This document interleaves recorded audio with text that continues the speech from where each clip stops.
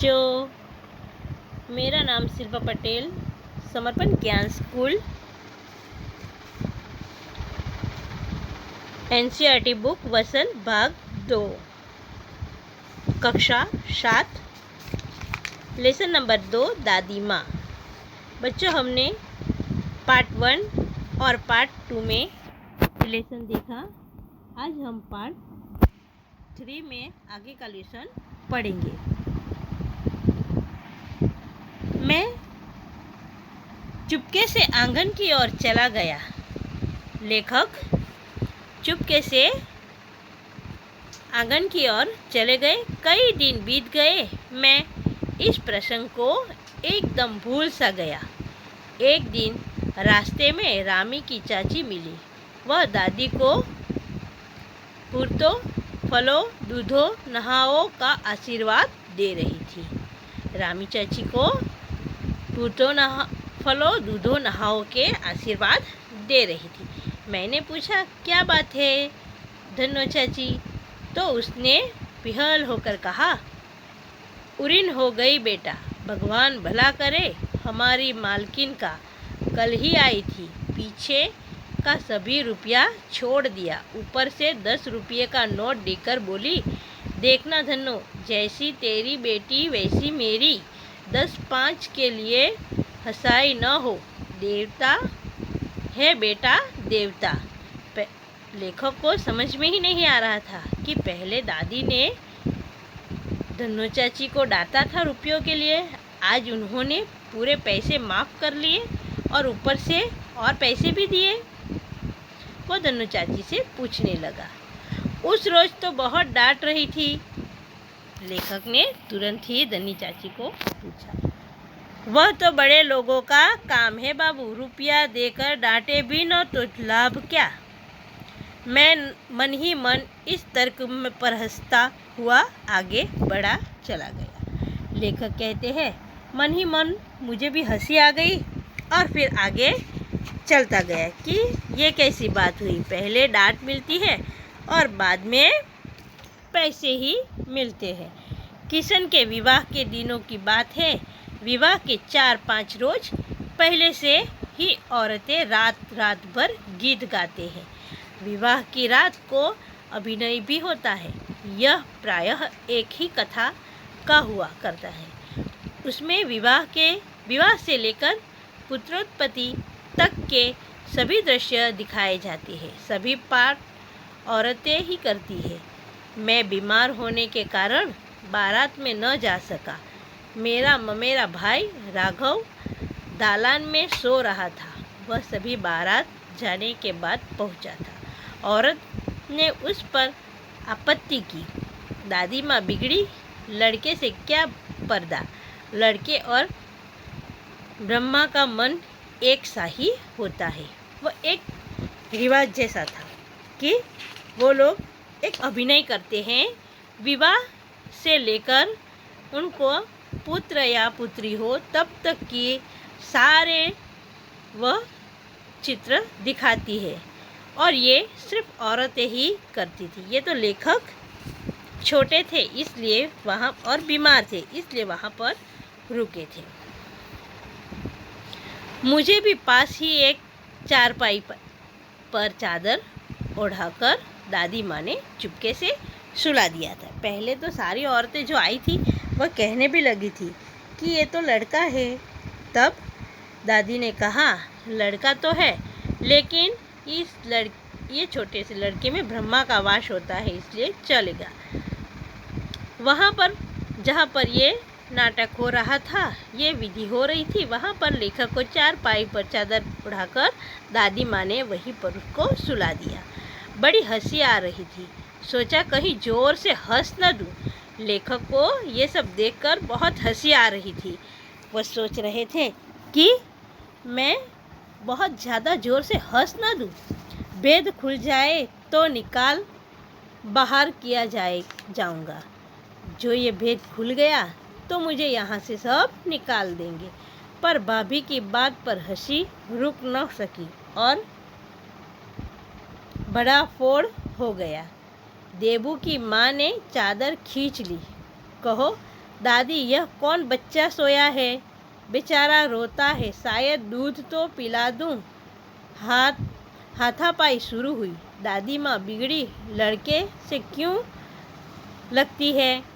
दादी माँ बिगड़ गई कि क्यों लड़के को डांट रही हो? सुबह रास्ते में देबू की माँ मिली। कल वाला बच्चा भाभी। मैं वहाँ से जोर से भागा और दादी माँ के पास जा खड़ा हुआ। सुबह रास्ते में ही देबू की माँ मिली थी और कहने लगी, कल वाला बच्चा भाभी। लेखक तो वहाँ से जोर से भागकर दादी माँ के पास खड़ा हो गया। वस्तुतः किसी प्रकार का अपराध हो जाने पर जब हम दादी माँ की छाया में खड़े हो जाते, अभयदान मिल जाता था। दादी उनको बचा लेती थी। कोई भी गलती हुई हो, दादी बचा ही लेती थी। स्नेह और ममता की मूर्ति दादी माँ की एक एक बात आज कैसे कैसे मालूम होती है। दया की मूर्ति थी दादी माँ। मुझे उनकी एक एक बात आज भी याद है। परिस्थितियों का चक्र जीवन को सूखे पत्ते सा कैसा नचाता है, इसे दादी माँ खूब जानती थी। दादा की मृत्यु के बाद से ही वे बहुत उदास रहती थी। दादी पहले तो बहुत खुश थी, लेकिन जब दादा की मृत्यु हुई तब से वो कुछ निराश रहने लगी थी। संसार उन्हें धोखे की टट्टी मालूम होता था। जैसे संसार ने उसको धोखा दिया हो, वैसे दादी को लग रहा था। दादी ने उन्हें स्वयं जो धोखा दिया, वे सदा उन्हें आगे भेजकर अपने पीछे जाने की झूठी बात कहा करते थे। दादा की मृत्यु के बाद कुकुर मुर्ते की तरफ बढ़ने वाले, मुंह में राम बगल में छुरी वाले दोस्तों की शुभ चिंता ने स्थिति और भी डावाडोल कर दी। दादा के श्राद्ध में दादी माँ के मना करने पर भी पिताजी ने जो अतुल संपत्ति व्यर्थ की, वह घर की तो थी ही नहीं। उन्होंने दादा के नाम पर बहुत ही सारी संपत्ति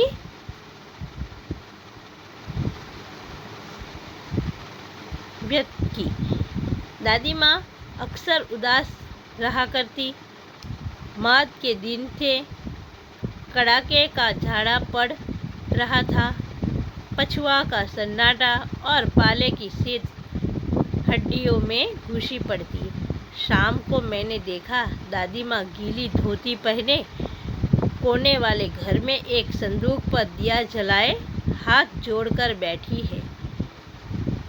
एक दिन दादी माँ को लेखक ने देखा कि वह उदास होकर बैठी थी और शाम को वह गीली धोती पहने एक संदूक पर दिया जलाकर वहाँ हाथ जोड़कर बैठी थी। उनकी स्नेह कातर आंखों में मैंने आंसू कभी नहीं देखे थे। मैं बहुत देर तक मन मारे उनके पास बैठा रहा। उन्होंने आंखें खोली। दादी माँ, मैंने धीरे से कहा।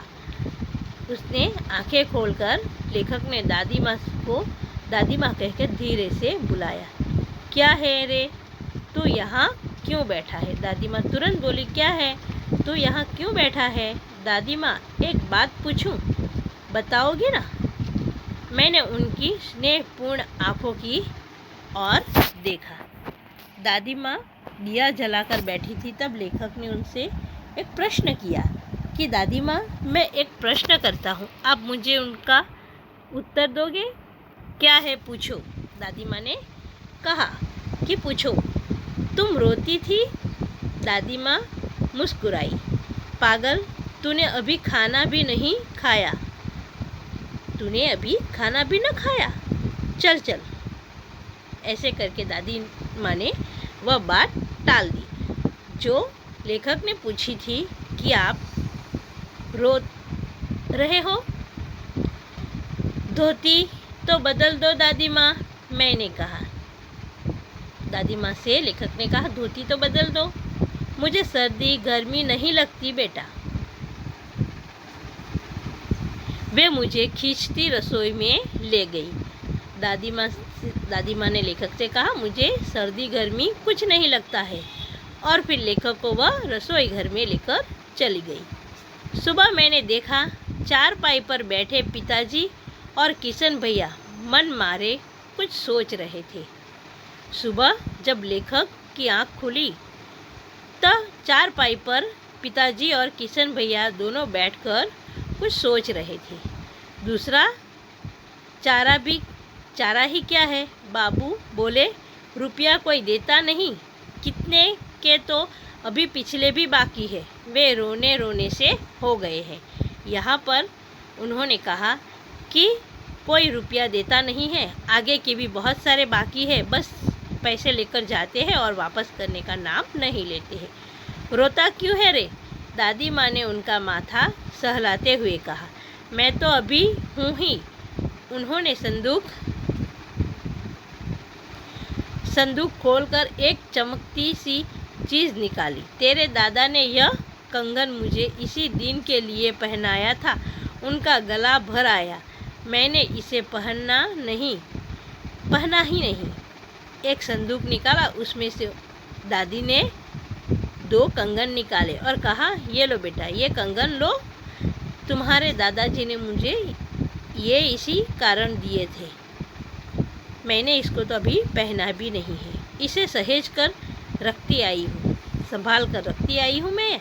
यह उनके वंश की निशानी है, ये कंगन वंश की निशानी, वंश यानी पीढ़ी की पीढ़ी जो रखती है, जो चीज़ कोई संभाल के रखता हो। उन्होंने आंसू पोंछकर कहा, पुराने लोग आगा पीछा सब सोच लेते हैं बेटा।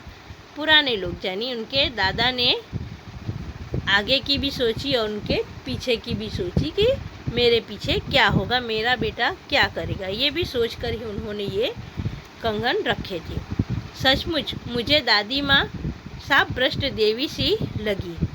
उनके बेटे को लेखक कहते हैं कि दादी माँ तो मुझे एक देवी समान लगी, जो मुश्किल में मुझे काम आई। धुंधली छाया विलीन हो गई। मैंने देखा दिन काफ़ी चढ़ आया है। पास के लंबे खजूर के पेड़ से उड़कर एक कौवा अपनी घिनौनी काली पांखें फैलाकर मेरी खिड़की पर बैठ गया। हाथ में अब भी किशन भैया का पत्र काँप रहा है। काली चिट्टियों सी कतारें धूमिल हो रही थी। आंखों पर विश्वास नहीं होता। मन बार बार अपने से ही पूछ बैठता है, क्या सचमुच दादी माँ नहीं रही? यहाँ पर दादी माँ का अंत होता है और वह मन ही मन सोच रहा था कि सचमुच ही दादी माँ का अंत हो गया है। वह मान नहीं रहा था। बच्चों, हमारा लेसन दादी माँ यहीं पर ख़त्म होता है। धन्यवाद।